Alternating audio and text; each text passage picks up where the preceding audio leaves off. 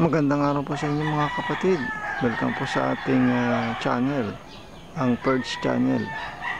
Doon po sa mga bago lang po sa ating channel, mag-subscribe po kayo para updated po kayo sa mga videos po natin. Ito nga pala yung aking project na homemade solar street light. Ating pupuntahan para explain ko sa inyo kung paano ko siya installed.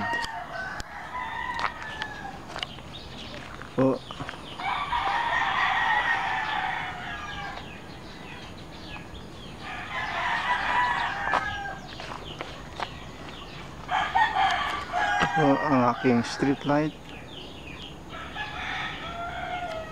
Ito po yung aking box para sa battery.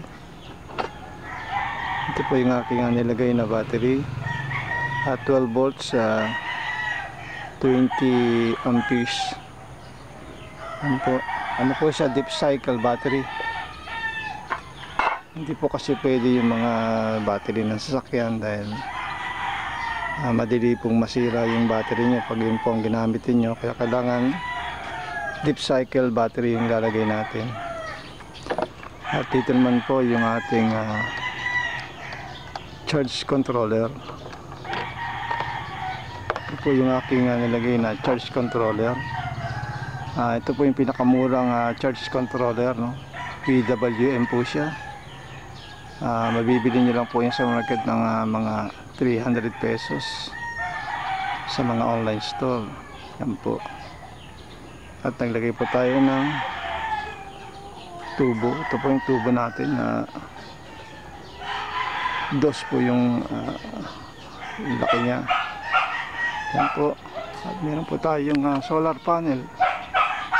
Ito po ang ating solar panel ay 30 watts po siya.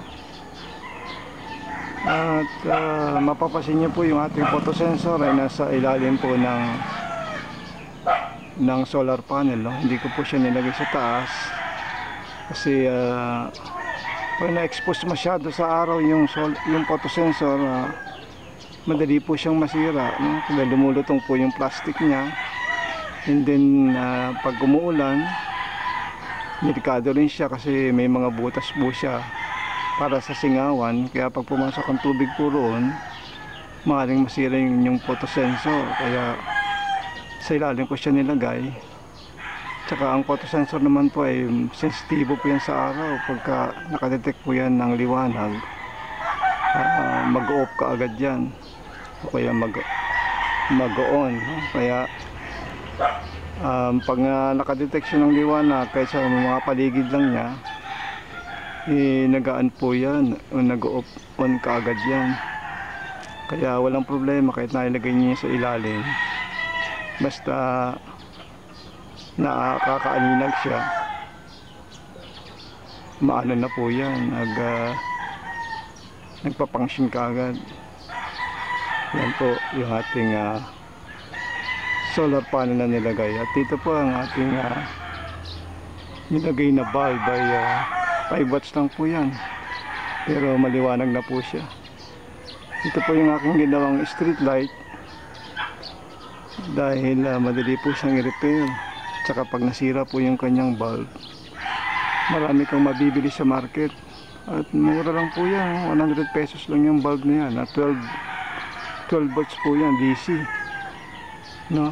Marami po nabibili mga street light na mura po ngayon, halos 500 na nga pataas.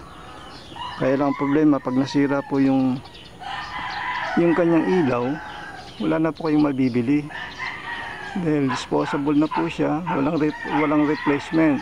Pero kung marunong ka sa electronics, pwede mong i-repair yung mga LED nya, pero masyadong mabusisi, kaya mahirap. Tsaka may kamahalan na siya pagka bibili ka na ng bulb ng mga binebentang mga street lights sa mga online store.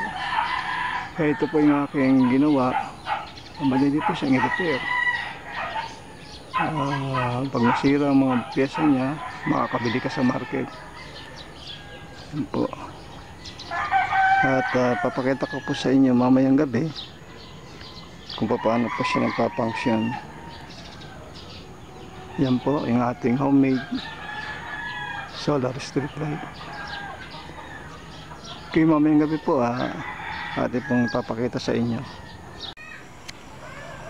Ito po yung itsura ng street light pagkagabi. Yan po yung kanyang yung nilagay kong 5 watts na bombilya ay tamang-tama lang po.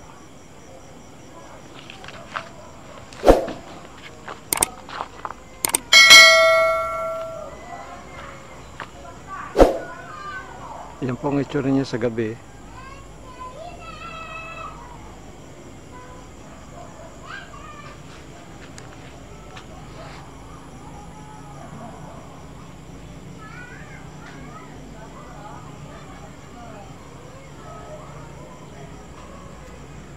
Kaninang alas 6 ng hapon ay umilaw siya at mamamatay siya bukas ng umaga rin ng alas 6.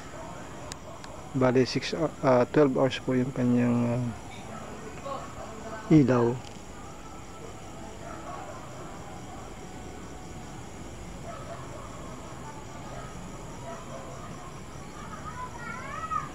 Yan po, sana nakatulong ako sa inyo sa paggawa po ng homemade solar street light.